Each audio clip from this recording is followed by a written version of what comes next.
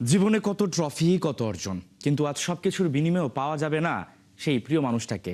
Lionel Messi আজ যাকে চেনে পুরো বিশ্ব, দি ম্যাজিশিয়ান, কিন্তু তার মহাতারকা হয়ে ওঠার মূল কারিগর দুনিয়া থেকে বিদায় নিয়েছে।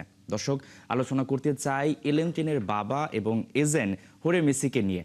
এই মুহূর্তে একাত্তর স্টুডিওতে আছেন ক্রীড়া বিশ্লেষক ফয়সাল তিতুমির, এবং আমাদের সঙ্গে অনলাইনে আর্জেন্টিনা থেকে যুক্ত আছেন একাত্তর করেসপন্ডেন্ট হাসান ইমাম খান। দুজনকে স্বাগত জানাচ্ছি। তবে শুরুতে আমরা একটু আর্জেন্টিনায় যেতে চাই, সেখানে আছেন সহকর্মী হাসান ইমাম খান।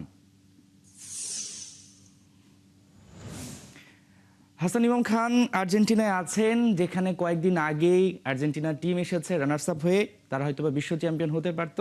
এবং সবচেয়ে এখন এই মুহূর্তে যত ফুটবল প্রেমী রয়েছেন সবার কাছে একটা দুঃসংবাদ, সবারই মন খারাপ যে লিওনেল মেসির বাবা দুনিয়া থেকে বিদায় নিয়েছেন। ঠিক আর্জেন্টিনায় বর্তমান পরিস্থিতিটা জানাবেন।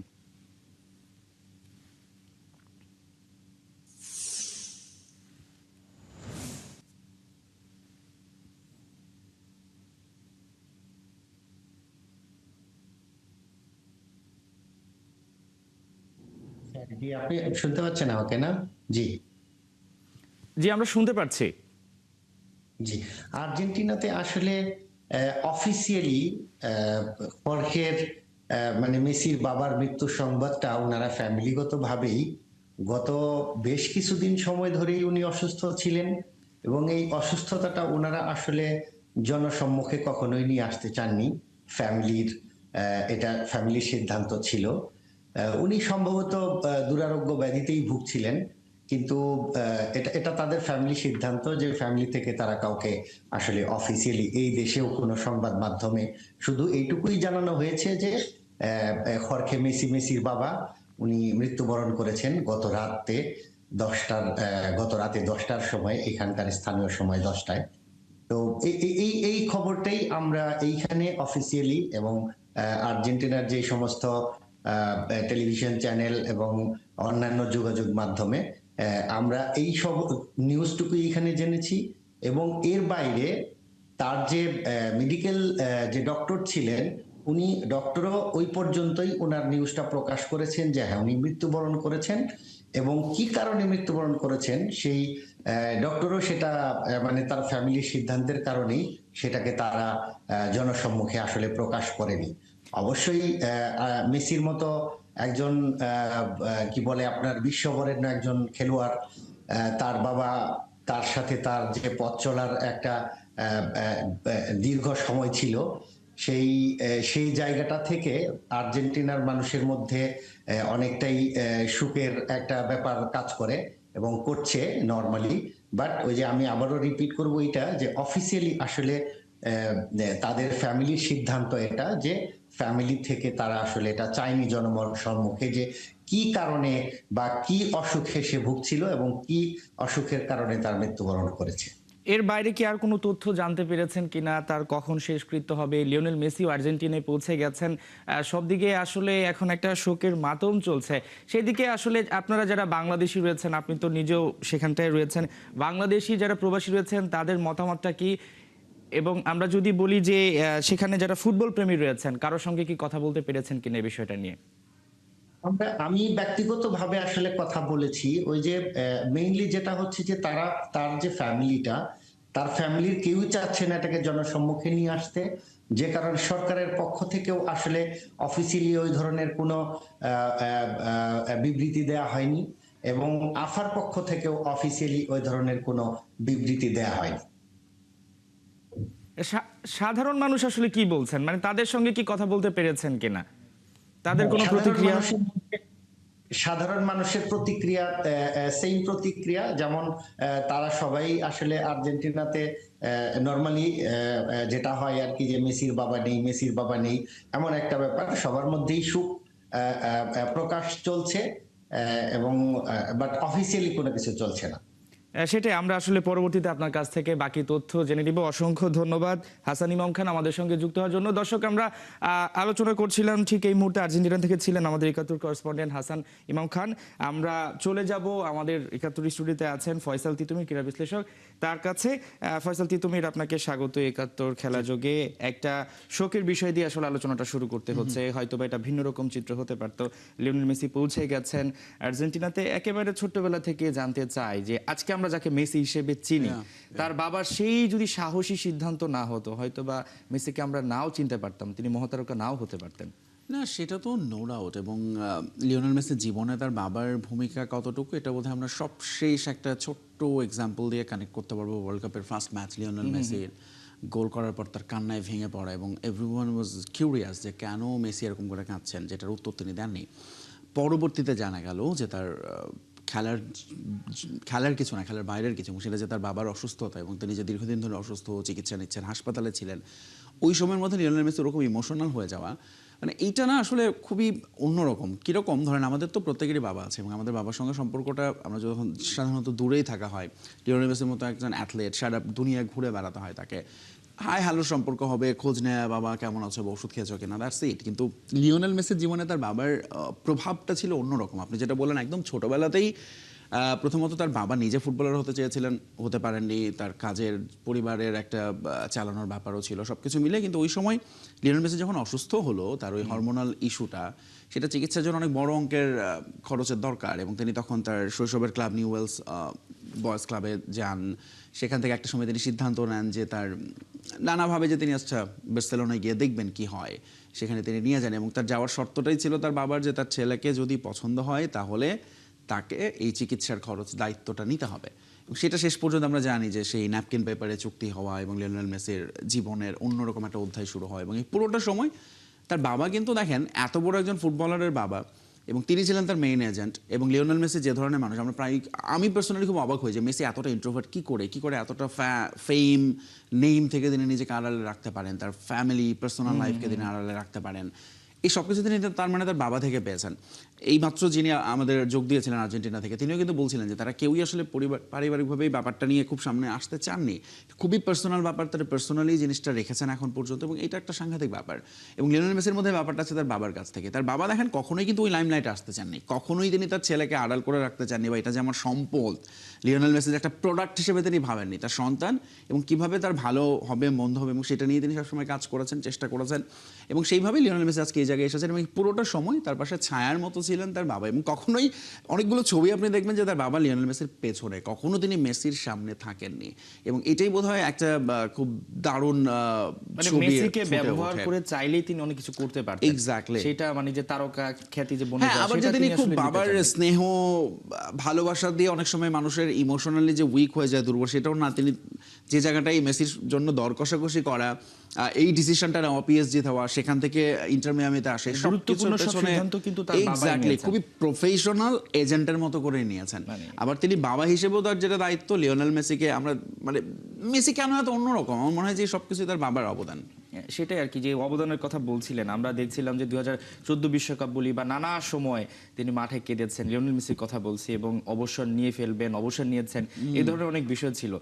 2022 সালে যে বিশ্বকাপটা তিনি জেতেন, যদি তিনি সেই সময় অবসর নিয়ে ফেলতেন, তাহলে হয়তো বা সেটা নাও যেতে হতো। ওই যে সিদ্ধান্ত নেওয়াটা তার জীবনের সবচেয়ে গুরুত্বপূর্ণ সিদ্ধান্তের একটি কিনা। সেটা তো অবভিয়াসলি নো ডাউট। এবং দেখেন তখনও কিন্তু তার বাবা খুব মেসিকে কোনো কিছু নিয়ে প্রেশার করে না, তুমি কেন অবসর নিচ্ছ, তোমাকে খেলতে হবে।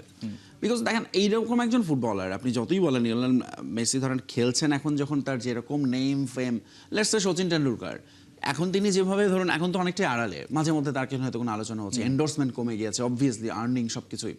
কিন্তু তিনি যখন খেলতেন তখন তার কিন্তু ব্যাপারটা অন্যরকম ছিল। সো লিওনেল মেসি এখন খেলছেন, তার ধরুন যে পরিমাণে স্পন্সর, এন্ডোর্সমেন্ট, নেম ফেম, এই সব কিছু, সেটা যিনি যখন খেলবেন না, অবসরে যাবে, তখন কিন্তু সেটা আরেক রকম হয়ে যাবে। তো লিওনেল মেসি যখন অবসরে গেলেন 2016-তে, তখনও কিন্তু তার বাবা কখনোই সামনে আসেননি এবং বলেননি যে না, তিনি নিজের ছেলের সাথে কথা বলছেন, তাকে খেলায় ফেরাবেন। এটা পুরোটাই যেভাবে হওয়া উচিত সেভাবেই হয়েছে। সো ধরুন অ্যাসোসিয়েশন থেকে হোক বা বিভিন্ন মাধ্যমে হোক, তার বাবা এজেন্টের মাধ্যমেই ধরুন মেসেজগুলো গিয়েছে, এবং তিনি এজেন্ট হিসেবে তার ছেলের সঙ্গে বসেছেন, নট যে বাবা হিসেবে। তিনি এজেন্ট হিসেবে বসে তার সঙ্গে বিষয়টা ভালো মন্দ নিয়ে আলাপ করেছেন। আচ্ছা, should we come back, should we start playing against, মানে এগেইন উইথ আর্জেন্টিনা।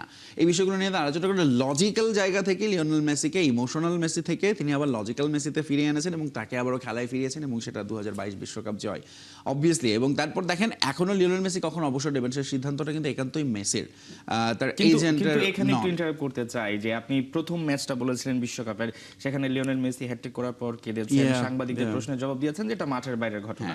এখন একটা প্রশ্ন আসছে, মেসি কি একটু ব্যক্তিগতভাবে ভেঙে পড়বেন কিনা, বা ভেঙে পড়েছেন হয়তো, বা তার ফুটবল ক্যারিয়ারটা কি হতে যাচ্ছে, অবসর নিয়ে ফেলবেন কিনা, এখানে ইতি টানবেন কিনা, এই প্রশ্নগুলো কিন্তু আসছে। এটা একটা খুবই দারুণ প্রশ্ন এবং এইটা হওয়ার সম্ভাবনা একেবারে উড়িয়ে দেওয়া যায় না।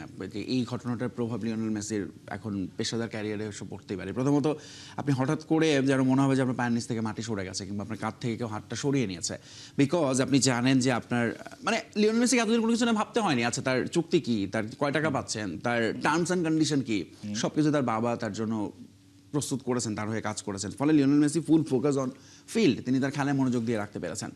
এখন লিওনেল মেসি দেখেন তার উদযাপন নিয়ে অনেক কথা হয়, তিনি এই উদযাপনটা করেন কার জন্য? তার দাদির জন্য। সেই কত বছর আগে তার দাদি তার কাছ থেকে চলে গিয়েছেন। সো তার মানে তিনি আসলে তার পরিবারের প্রতি ওই রকম ইমোশনালি কানেক্টেড। সেখানে তার বাবা যখন ধরুন বিদায় নিল এরকম ভাবে, লিওনেল মেসির জন্য এই ধাক্কাটা সামলানো আসলে বিরাট বড় ঘটনা হবে। এবং তিনি যেরকম ইমোশনাল মানুষ, আমি আবারও বলছি, তাকে আসলে এইটা থেকে এখন ধরুন আমরা জানি যে লিওনেল মেসির পরিবার তাকে সবসময় আড়াল করে রাখে, স্পেশালি তার ওয়াইফও এই ক্ষেত্রে খুব দারুণ ভূমিকা রাখে। তিনি হয়তো বা চেষ্টা করবেন তার ফ্যামিলি মিলে তার এই শোকটাকে সামলে ওঠার, কিন্তু লিওনেল মেসি আবারও ওই খেলায় ফেরার জন্য ফেরা এবং সেখানে তার বাবাকে ছাড়া তার পথ চলা কতটা দীর্ঘ হবে বা আদৌ আর হবে কিনা সেই প্রশ্নটা তো অবশ্যই থাকবে। এবং এটা নিয়ে আমি নিজেও আসলে কনসার্ন। লিওনেল মেসি এখন তো তিনি আসলে অনেকটা দিশাহীন হবেন, তিনি ভীষণভাবে হতাশায় ডুবে যাবেন, শোকে স্তব্ধ থাকবেন। এই সময়টা তার বাবার মতো করে যদি কেউ তাকে এখন সাহস দেয়, বুঝায়, সেক্ষেত্রে হয়তো বা লিওনেল মেসির সামনের দিনগুলো নিয়ে ভাবতে পারবেন। বাট আপাতত অফকোর্স এটা নিয়ে কনসার্ন থাকবে। যেটা আমাদের সহকর্মী বলছিলেন হাসান ইমাম খান, যে আর্জেন্টিনায় তার পরিবার কোনোভাবেই বিষয়টা নিয়ে সামনে আসতে চাচ্ছে না। এবং গতকাল যখন মেসির বাবা মারা যান, এটা নিয়ে অনেকে বলছিল ব্যাপারটা গুজব, এবং কোনোভাবে কিন্তু এটার যে অরিজিনাল সোর্স থেকে নিউজ আসা, এই ধরনের ব্যাপার কিন্তু আসছিল না। তার পরিবার থেকেও কিন্তু নিশ্চিত করা হচ্ছিল না, গিয়ে নিশ্চিত করে তার যে প্রথম ক্লাব তারা একটা বিবৃতি দিয়ে। এই যে তার মৃত্যুর যে ব্যাপারটা, মানে এইটা আসলে এই মুহূর্তে কেন এটা মানে কোনো খোলাসা করা হচ্ছে না যে কিভাবে তিনি মারা গেছেন? সাধারণত আমরা দেখি যে এইভাবে আক্রান্ত হয়ে মারা যায়, বা এই ব্যাপারটা কি কোনো রকম বিভ্রান্ত যাতে না ছড়ে, একটু সময় নিয়ে তারপর তারা বলতে চাচ্ছে, বিষয়টা কিরকম? আমার মনে হয় যে তারাও জানেন যে এটা বিষয়টা নিয়ে সারা দুনিয়ার এরকম আগ্রহ আছে, আলোচনা হবে, আমরা যেরকম কথা বলছি, মিডিয়া অনেক কথা বলবে, তারা আসলে এটাই চান না। তারা ধরুন লিওনেল মেসি লেটসে বা তার পরিবারের অন্যরা তার বাবাকে পরিবারের একজন সদস্য হিসেবেই আসলে ধরুন বাকি কাজটুকু সম্পূর্ণ করতে চান। তিনি যে মারা গিয়েছেন, ধরুন লেটসে আর্জেন্টিনা নিশ্চয়ই প্রতিদিন আরো অনেক মানুষ মারা যান, তারা আসলে ব্যাপারটাকে ওইভাবে দেখতে চাইছেন, নট যে লিওনেল মেসির বাবা মারা গিয়েছেন। এবং তারা এটাকে আসলে এটা ঘিরে কোনো কাভারেজ, এটা ঘিরে কোনো আলোচনা হোক, এটা ঘিরে কোনো ওই যে যেটা আপনি বললেন বিভ্রান্তি তৈরি হোক, সেটা তারা চান না। চাইলে সেটা আরো বহু আগে বিশ্বকাপে সে প্রথম ম্যাচ হয়েছে আজ থেকে আরো প্রায় 2 মাস হয়ে গেছে, সেটা নিয়ে একটা কথা বলেননি আজ পর্যন্ত, ক্লিয়ার করেননি। এবং দেখেন এটা নিয়ে কিন্তু আর্জেন্টাইন মিডিয়াও যে খুব বেশি ডিগ করছে কি হয়েছে লিওনেল মেসির বাবার, মনে হয় না যে তারা এটা নিয়ে খুব বেশি আসলে তারা ওই প্রাইভেসিটুকু দেন এবং সেটা আসলে এই রেসপেক্টটুকু সবারই দেওয়া উচিত। এবং তার পরিবারের আসলে এখন পর্যন্ত তো সেটাই মনে হচ্ছে যে তারা আসলে এটাকে খুবই পার্সোনালি এবং পারিবারিকভাবে ডিল করতে চান। যদিও এরই মধ্যে কনমেবল থেকে একটা বিবৃতি দেওয়া হয়েছে, কন্ডোলেন্স জানানো হয়েছে, এএফএ থেকেও নিশ্চয়ই কিছু না কিছু করা হবে। কিন্তু দিন শেষে তিনি আসলে একজন বাবা, একজন ফুটবলারের বাবা অবভিয়াসলি, এবং সেটা যে লিওনেল মেসির বাবা বলে একদম অনেক কিছু করতে হবে এই ব্যাপারটা তার পরিবার এখন পর্যন্ত চাইছেন না। তারা হয়তোবা নিশ্চিতভাবে এটার কোনো যদি কিছু করা হয়, যেটা হয় না শোক পরবর্তী বা শেষকৃত্যানুষ্ঠান জাতীয় কিছু করলে, তারা নিশ্চয়ই সেটা খুব সীমিতভাবেই করতে চান। এটা নিয়ে খুব বেশি হইচই হোক তারা সেটা চাইছেন না। এবং তাদের পরিবারে যেটা বললাম যে লিওনেল মেসির দীর্ঘ জীবনে দেখেন আপনি কখনোই তার একজন তিনি খুব বেশি সোশ্যাল মিডিয়া ফ্রেন্ডলি না, তিনি খুব বেশি তার পরিবারকে নিয়ে অনেক বেশি আলোচনা বা সামনে আসেন না, মাঝে মধ্যে তাদের অনেক দূরের ছবিগুলো দেখে আমরা ভাইরাল হয়। ফলে সেই ব্যাপারটা এখন পর্যন্ত তারা ধরে রাখতে পেরেছেন এবং সেটাই আসলে রাখতে চাইবেন।